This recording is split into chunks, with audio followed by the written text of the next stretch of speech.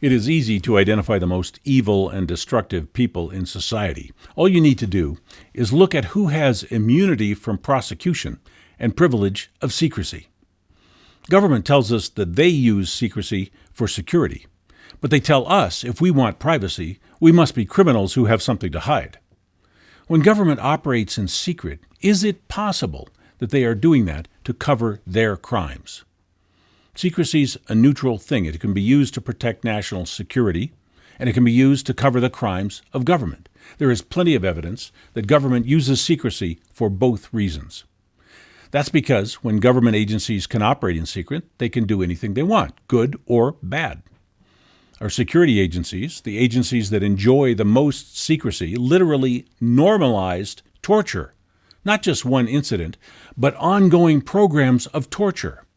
They normalized illegal mass surveillance. They normalized selling weapons to our enemies. They normalized human experimentation.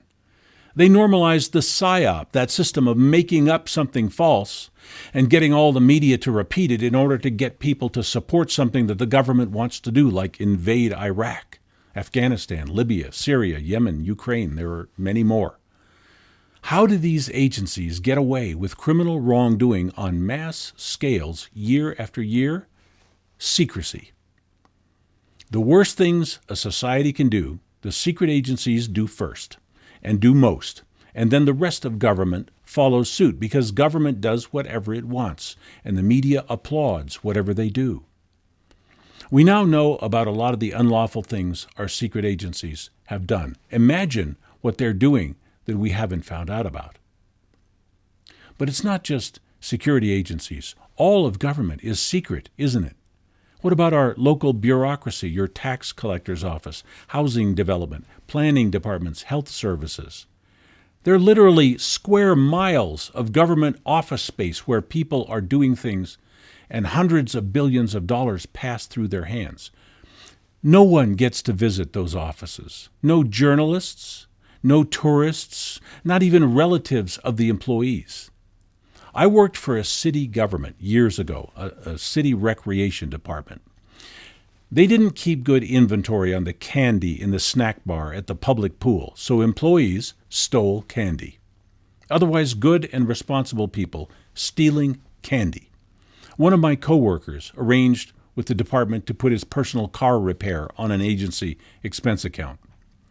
My department director told me, "This is a government agency. We have no requirement to provide any service. Nobody can do anything to us if we do not perform. The only thing we do have to do here is make sure our budget gets spent so that we can get more next year." My department director had another interesting expression. He used to say, "Any problem that is ignored long enough will go away." That is the way government supervisors think. Your tax dollars at work. But my department director's own admission was that our agency was a non-performing, money-wasting exercise where obligation to the community was secondary to disposing of the budget. If that recreation department took their entire budget and burned it in a trash can, they would, in their eyes, be doing their job. When you go to the voting booth and vote for some new tax or bond measure for more schools or police or fire prevention, have you ever seen any government official announce sometime later about how well spent that money was, or how much we got for that money? Of course not, because government is a place where money just disappears. They take it from us, they ask for it, we vote for some bond, and that is the last we hear about it. The money disappears. Is that any way to run a system? People say if there was that much corruption and waste, somebody would say something. You think so? Every one of those people are collecting a paycheck. Every one of those people says something. They not only lose their paycheck, they feel the hate and anger of everyone else who loses their paycheck, and they can wind up in prison for being part of that corruption and waste. Trust me, they say nothing. But it gets worse. In the secret halls of government, you are not only tempted to break the rules, you have a natural immunity from prosecution. Have you ever noticed that the police hardly ever arrest anyone who works for government? When a whistleblower comes forward, they fabricate some way to prosecute the whistleblower, even though that is illegal, and they rarely prosecute the criminals in government who were reported by the whistleblower.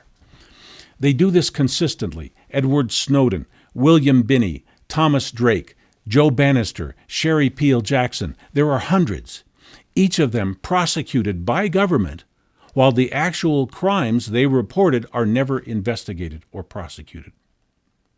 This is evidence that integrity in government no longer exists. Not only is government swamped with corruption and waste, there is no longer any way to fix any of that. Whistleblowers can't do it. Elected officials can't do it. The media can't do it. Our system has failed. We are in a state of irreversible decline. Government is a club, and you're not in it. Even your congressional representatives can't find out what goes on in the bureaucracies behind those badge clearance stations and password-protected doors. These are offices you are paying for, and if you walk in one of them, you will be arrested. Have you noticed that government tracks you by your cell phone, your emails, your credit card activity? They even scan your license plate at the supermarket. That is how they treat your privacy. And we are not able to find out the first thing about our public servants, their performance, their efficiency, their productivity, nothing. Why is their privacy more important than ours? So are we naive enough to think that millions of public employees can operate in secret, have de facto immunity from prosecution, are handling billions of dollars, and none of them are doing anything wrong? It's ridiculous to believe that. I think most people have an instinct that secrecy in government is not good, but the nature of government makes us say, well, there's nothing I can do about it. There's a lot we can do about it. We can have a transparent and accountable government, or a secret, unaccountable government. It's just a matter of how many of us get together to demand access and accountability. But we have to do something. Government won't do this for us unless we make some noise. The smallest gesture to demand transparency would be a tidal wave if everyone would take some small action like that.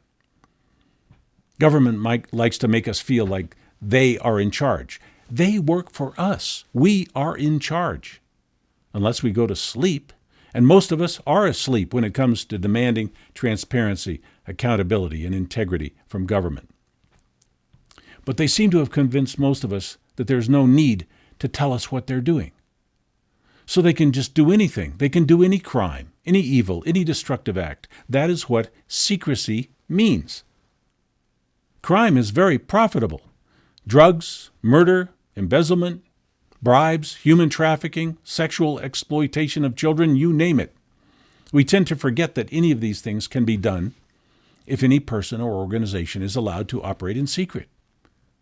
So if they can get away with crimes like that, is there any question that waste, inefficiency, petty theft, and corruption would be commonplace? They work for us, so we are ultimately responsible to commit oversight.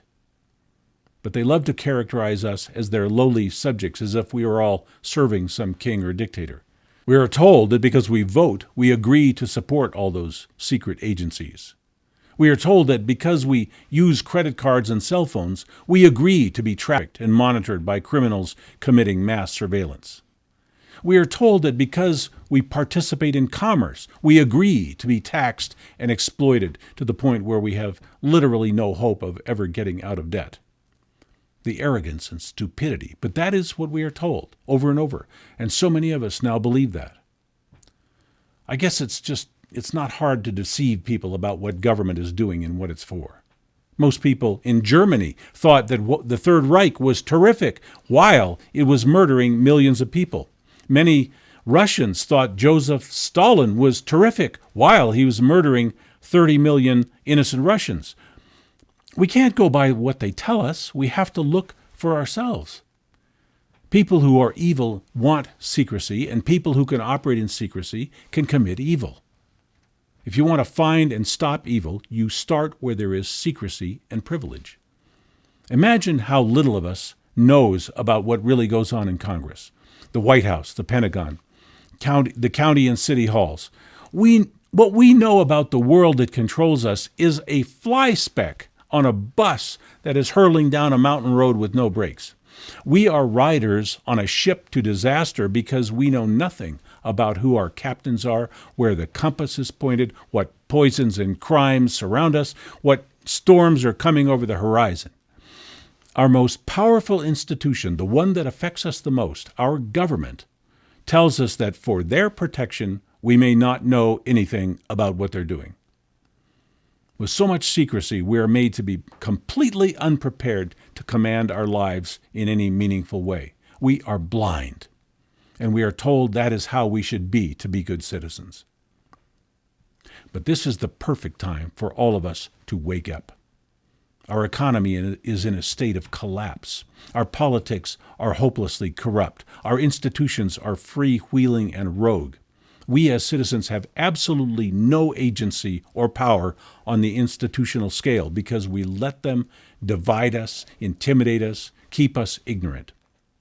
Now is the time to find our way out, to reinvent ourselves, to question everything, to rebuild, rethink, and renew society, where we stop thinking about what we need to obey and start thinking about what we can build for ourselves, where we have some control over our lives, our property, our future. People like Bill Gates think they are entitled to control the world, while most of us don't even think we're entitled to control our own lives. As long as we think small, we will be small. The flaw in the human creature is that he believes some other human creature should make decisions for his life. It makes no sense that we could create a government, hire the people to work in that government, and then let that government tell us what to do. It is our job to tell them what to do. Let's start doing it. Thank you for watching and sharing Jerry Day's videos. If you're prepping or planning to put up some emergency food for long-term storage, please go to preparewithjerry.com, where you'll find top-quality food storage packages and kits to get you and your family through whatever ups and downs may be coming.